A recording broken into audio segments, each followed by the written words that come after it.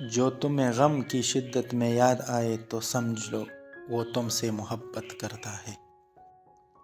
جب عقل پختہ ہو جاتی ہے باتیں کم ہو جاتی ہے۔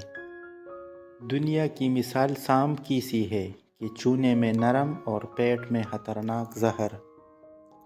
لوگوں کو دعا کے لیے کہنے سے زیادہ بہتر ہے ایسا عمل کرو کہ لوگوں کے دل سے آپ کے لیے دعا نکلے۔ مومن کا سب سے اچھا عمل یہ ہے کہ وہ دوسروں کی غلطیوں کو نظر انداز کر دے۔ سب سے بڑا عیب یہ ہے کہ تم کسی پر وہ عیب لگاؤ جو تم میں خود ہے۔ جو ذرا سی بات پر دوست نہ رہے وہ دوست تھا ہی نہیں۔ انسان زبان کے پردے میں چھپا ہے۔ ادب بہترین کمال ہے اور خیرات افضل ترین عبادت ہے۔